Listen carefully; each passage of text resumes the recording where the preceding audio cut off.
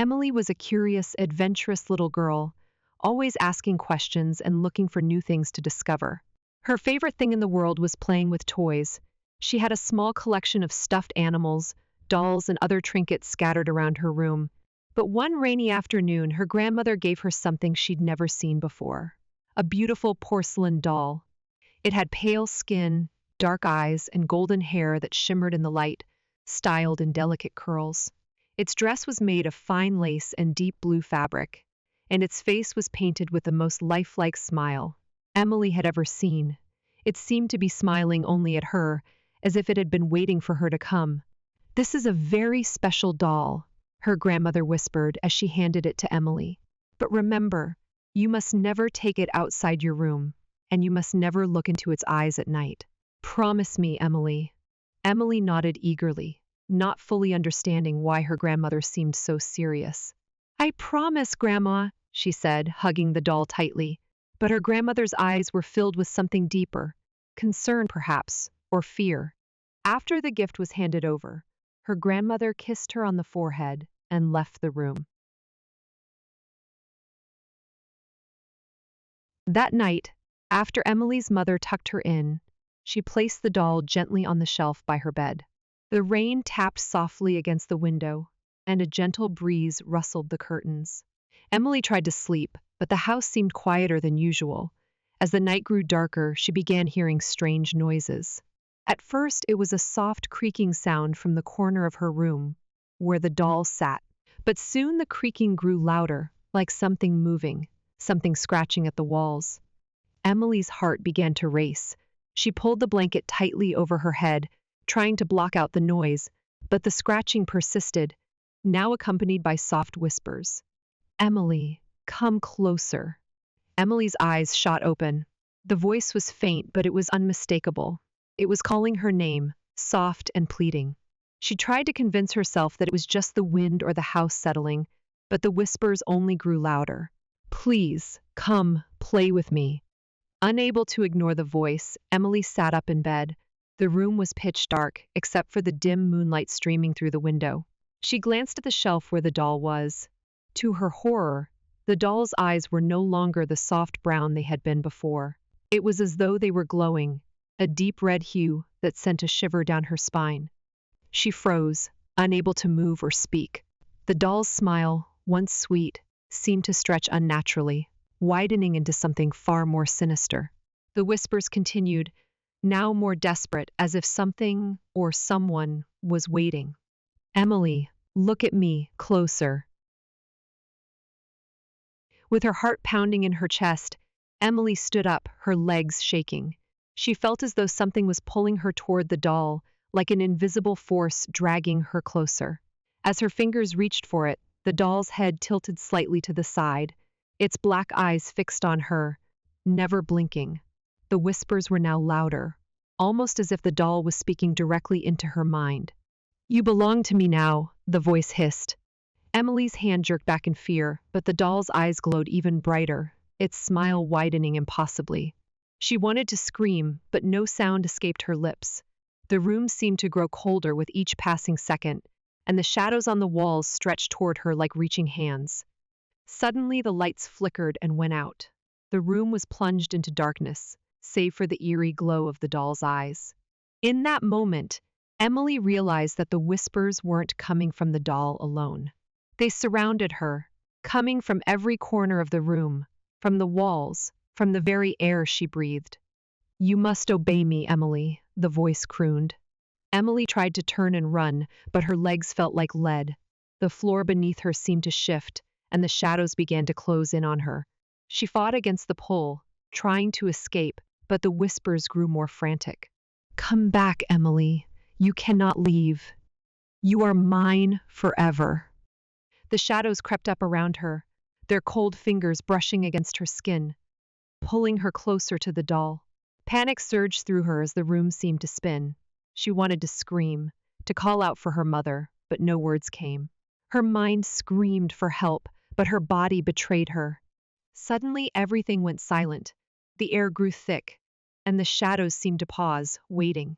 Emily dared not look at the doll again, but she could feel its presence, its watchful eyes upon her. Just as Emily thought she couldn't bear it any longer, the door to her room creaked open. Her grandmother's voice called out from the hallway, trembling and urgent. "Emily, don't look into its eyes." The old woman rushed into the room, her hands shaking as she grabbed the doll from the shelf and threw it onto the floor. The doll's eyes, which had been glowing red, instantly darkened and returned to their normal porcelain color. The room seemed to relax, the oppressive feeling lifting as if something dark had been pushed back. But it was too late. Emily was frozen in fear, her body stiff as a board. Her grandmother pulled her into her arms, whispering frantic words of comfort, but Emily couldn't understand them. Her gaze remained fixed on the doll, its innocent smile now twisted and knowing. Her grandmother hurriedly removed the doll from the room, locking it away in the attic. The strange feeling that had gripped the house seemed to lift with its removal, but Emily knew something had changed. The next morning, Emily's mother was frantic. She had come to check on her daughter, but when she entered the room, there was no sign of Emily. The bed was untouched, and the doll was gone. Her mother called Emily's name, but there was no answer. She searched the house, calling out, but found no trace of her. Her grandmother, too, seemed strangely distant, unable to explain what had happened. The house felt emptier than it ever had before. Days passed, but Emily never returned. The police were called, and an investigation began. No one could explain her disappearance, and the only clue they found was a single porcelain teardrop, left on the floor beside the shelf where the doll had once sat. Several months later, Emily's mother, desperate to find answers, returned to the house one stormy night. She felt she needed to know the truth, to find closure. Her grandmother's warnings still haunted her, never look into its eyes at night. With trembling hands, Emily's mother climbed to the attic and found the cursed doll lying there, untouched. But when she reached for it, a cold shiver ran down her spine. The doll's eyes glowed faintly in the dark, those same dark red eyes that Emily had seen. Just as she touched it, a whisper filled the room. "She's with me now, forever." Emily's mother turned in horror, her eyes scanning the room. But there was nothing. Then, in the reflection of the attic mirror, she saw her daughter, pale, lifeless, with the same glowing red eyes. Emily's smile stretched wide, no longer innocent but full of knowing darkness. "You shouldn't have come back," the ghostly version of Emily whispered, her voice as cold as ice. The doll had claimed its next victim. New nurse, Carla, joined St. Gabriel's Hospital, a century-old facility known for its sprawling corridors and outdated architecture. On her first night shift, the head nurse handed her an unusual task: take inventory of Ward 9. Carla hesitated. She hadn't seen Ward 9 during orientation. "Don't worry," the head nurse said with a tight smile. "Just check it off. No patients there anymore." Armed with her flashlight, Carla wandered down the dimly lit hallway, her footsteps echoing ominously. Ward 9 was at the far end, its entrance sealed with a heavy wooden door that creaked open reluctantly. Inside, the room was stale and cold, illuminated only by her flashlight's weak beam. The ward was smaller than she expected, lined with 6 iron-framed beds covered in dusty sheets. The room smelled faintly of antiseptic and mildew. Carla began jotting notes, her pen scratching against the clipboard. She examined the first bed, its sheet neatly tucked. The second bed was the same, but when she approached the third, she froze. The sheet on the third bed was crumpled, as if someone had recently lain there. She brushed it off as the janitor's oversight. But then she noticed faint indentations on the pillow. It looked fresh. Her heart quickened. A faint sound caught her attention. Not whispers or footsteps, but a soft, rhythmic thumping. It seemed to come from the farthest corner of the ward, behind a rusted curtain. She called out, "Hello? Is someone there?" She approached the curtain slowly, every nerve in her body screaming to turn back. With a trembling hand, she yanked it aside. Nothing. Just an old cabinet with broken drawers. The thumping stopped. Carla sighed in relief and continued her inventory. But the moment she moved to the fourth bed, the thumping resumed, louder, insistent. This time it was coming from beneath the floor. Carla dropped to her knees and inspected the floorboards. They were warped and uneven. Pressing her ear against the wood, she heard it clearly, a heartbeat. "No, this can't be real," she whispered, pulling herself back up. Determined to finish her task quickly, she moved to the fifth bed. The sheet had a deep, rusty stain on it. Blood? No, it had to be something else. Time had a way of turning things grotesque in such places. But as she touched the sheet, she felt it, wet, warm. She gasped, pulling her hand back, staring at the fresh crimson smearing her palm. A loud crash came from the cabinet she'd inspected earlier. She spun around, flashlight trembling. The cabinet door was ajar now. Carla swore she'd left it shut. "Hello? Whoever's here, this isn't funny." Silence enveloped the room once more. She stepped closer to the cabinet, her pulse racing. She swung the door open fully. Empty. Turning to leave, her flashlight flickered. When it came back on, she saw it. Every bed, including the ones she'd marked as untouched, now had someone lying in them. Their faces were hidden under sheets, but their forms were unmistakable. Thin, motionless bodies. Her knees buckled. She backed into the cabinet, unable to scream, her breath catching in her throat. Slowly, the sheet-covered forms began to sit up, their movements jerky, unnatural. A raspy voice broke the silence. "Why did you wake us?" The flashlight flickered again, and in that moment of darkness, Carla felt an icy grip on her arm. When the light steadied, she was alone. The ward was empty. When the head nurse found Carla hours later, she was curled up in the corner, whispering incoherently. Her clipboard was gone, and etched into the floor beneath the third bed, in deep gouges, were the words, "We never left." Horror is often about what isn't seen, letting the unknown gnaw at the edges of reason. The forgotten ward keeps the terror grounded, building suspense through subtle, horrifying discoveries. Let me know if you'd like it tweaked further. Pine Hollow had always been a quiet town, tucked away in the hills, surrounded by dense forests and rolling mist. It was the kind of place where everyone knew everyone, where secrets were rare, and life unfolded in a predictable rhythm. But for the last 2 months, something had changed. It started with one missing person. Mary Thompson, a school teacher, vanished without a trace. At first, it was shrugged off as a disappearance. Maybe she'd left for a new life, or perhaps it was some sort of accident. But then, one by one, the wives of Pine Hollow began to disappear. Annabelle, the baker's wife Clara, the doctor's wife Elizabeth, who ran the local store. They were all gone, without a single clue, without a sound. The husbands were frantic, each of them trying to make sense of what was happening. The town sheriff, Henry Calloway, launched investigation after investigation, but nothing came up.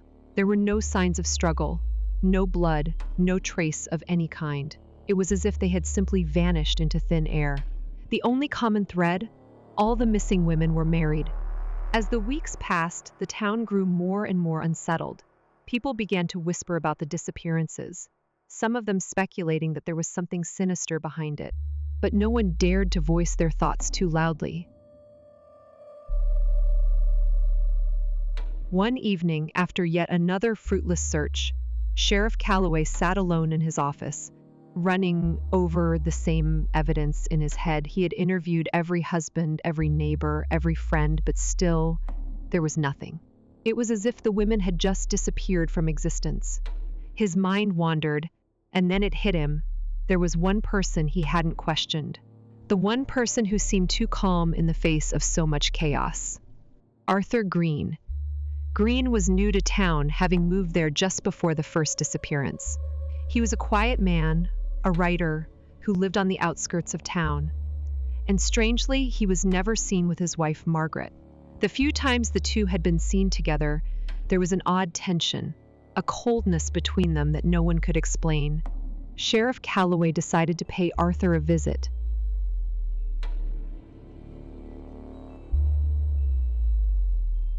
He drove down the winding road that led to Green's secluded house, the headlights of his car cutting through the thick fog that seemed to always cling to the land. As he arrived at the house, he noticed something strange. There were no lights on, no signs of life at all. It was eerily quiet. The door creaked open with a single push, as if it had been waiting for him. Inside, the house was dark, with only the faint glow of moonlight streaming through the windows.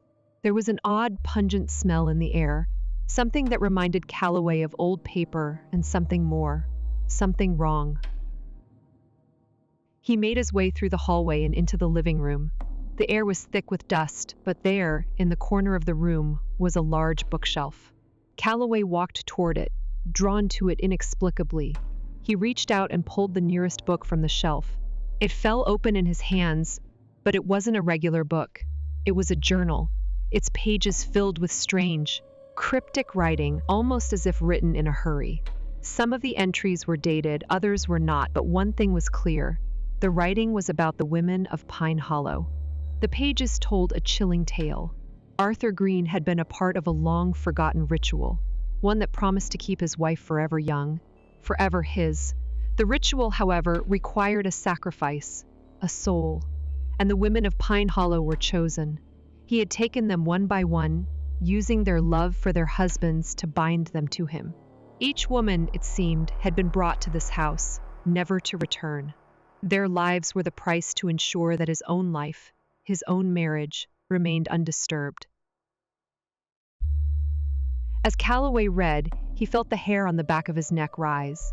The last entry was dated just a few days ago. The final one will be soon. Once she is mine, I will be free from this curse. Margaret will be mine again, and I will live forever. Before Calloway could comprehend the gravity of what he was reading, he heard a noise behind him, the creaking of footsteps. Slowly, he turned, and there, standing in the doorway, was Arthur Green. But his eyes, they were not the eyes of the man Calloway had seen around town. They were empty, hollow, as though all warmth and life had been drained from them. "You shouldn't have come here, Sheriff," Green said, his voice cold and detached. Calloway's hand instinctively reached for his gun, but it was too late. Green stepped forward, and with each step the air grew heavier, suffocating, as if the very house itself was alive, aware and hungry. A sudden realization hit Calloway. He wasn't just facing a man. He was facing something ancient, something evil. Green had never been human. He was something else. Something that had been hiding in plain sight, feeding off the love and lives of those around him. With one final step, Green lunged at the sheriff, his hand gripping Calloway's throat with an unnatural strength. In his last moments, Calloway's eyes widened as he saw, just behind Green, a pale, lifeless figure. Margaret. She stood silently, watching her husband's work unfold.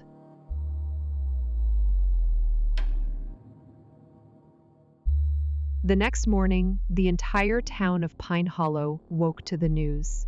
Sheriff Calloway was missing, and the women, they were gone, as if they had never existed. The only trace left behind was the haunting journal, found lying open on the floor, the last entry still visible. "Once she is mine, I will live forever." Pine Hollow was never the same.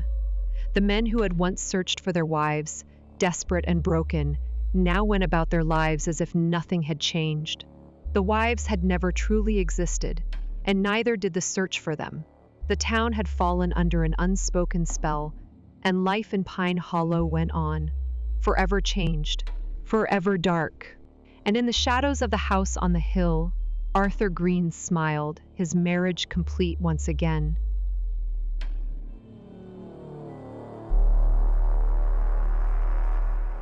There was a small, quiet village named Havenwood, surrounded by dense woods and whispering streams. Beneath the veil of serenity lay a dreadful tale that villagers dared not discuss. The story was of the Garrison House, an ancient stone manor that loomed at the edge of the woods, untouched for decades. It was said that anyone who entered its cellar never came back. Riley, a journalist with a knack for debunking urban legends, decided to uncover the truth. He dismissed the villagers' warnings as mere superstition and arrived at Garrison House on a misty evening. The air was heavy, the silence unnerving. The house creaked as he stepped inside, its walls damp and adorned with peeling wallpaper. His flashlight cut through the darkness, revealing cobwebbed furniture and an overwhelming sense of abandonment. But Riley wasn't here for the house. He was here for the cellar. He found the cellar door in the kitchen, secured with rusted chains and a padlock that seemed ancient. Breaking it open with a crowbar, he descended the stone steps into a dark abyss. The air grew colder with each step, and the sound of his boots echoed unnaturally. At the bottom, he found himself in a massive underground chamber. The walls were lined with shelves, each holding jars filled with what looked like objects. Upon closer inspection, he realized they weren't objects at all. They were human eyes, hundreds of them, preserved in some kind of viscous fluid. Each one seemed to follow his movements, their gaze piercing even in their lifelessness. The floor was littered with belongings, watches, wallets, shoes, all worn and aged. Riley's stomach churned. These were relics of the people who had vanished. He tried to leave, but the cellar door slammed shut above him. His flashlight flickered, and the chamber began to hum softly, like a low vibration. Riley froze. The jars on the shelves started to rattle, their contents bubbling as if alive. Suddenly, a voice boomed, not a whisper, but a deafening guttural roar that came from nowhere and everywhere at once. The jars began to shatter one by one, releasing the eyes, which floated mid-air. They coalesced into a swirling mass of disembodied orbs, all staring directly at Riley. Panicking, Riley sprinted for the staircase, but the steps stretched endlessly, as if mocking his escape attempt. The walls began to shift, revealing more shelves and more jars. He was surrounded by endless rows of eyes, all staring, accusing. In his desperation, Riley dropped his flashlight. The room was plunged into darkness except for a faint, pulsating glow from the jars. The glow grew brighter, illuminating a figure at the far end of the chamber. A towering, faceless being with a body made entirely of writhing, blinking eyes. Riley's screams echoed in the chamber as the figure approached, its presence suffocating.